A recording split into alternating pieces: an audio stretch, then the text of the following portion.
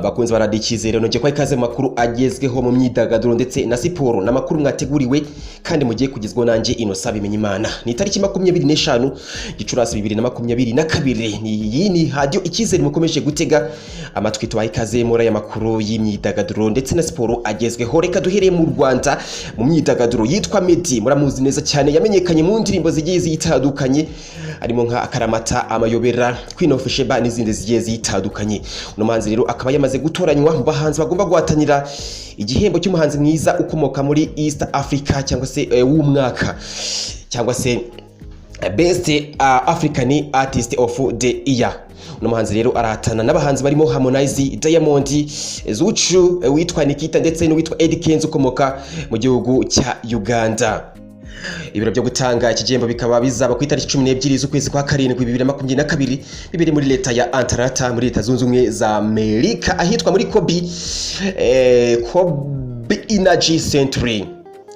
Amakuru y'imyidagaduro reka tuyakomereze kuri nkuru ivuga yuko ikigo cy'igihugu gishinzwe inama Rwanda Convention Bureau cyemereye inkunga Aishi Keve ndetse na Gabiro Gitari kugira ngo bafungure bongere gusubukura igitaramo kizaba ku itariki 13 z'ukwezi kwa karindwi 2022 bibere muri Kano Olympia.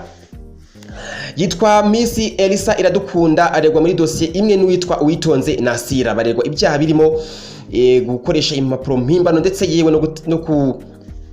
no kubangamira iperereza.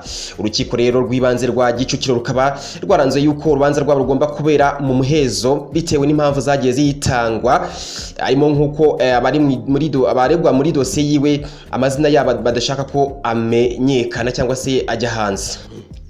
Amakuru y'imyidagaduro twakomeze hano mu Rwanda, hamaze kuboneka miliyoni 8 kugira ngo DJ Dizzo afashwe kuza kurangiriza imisi y'ubuzima bwe bwa nyuma mu gihugu cye cy'amavuko, nkuko umuganga wari wamupimye yari yamubwiye agasanga afite kanseri yamurenze itabasha gukira.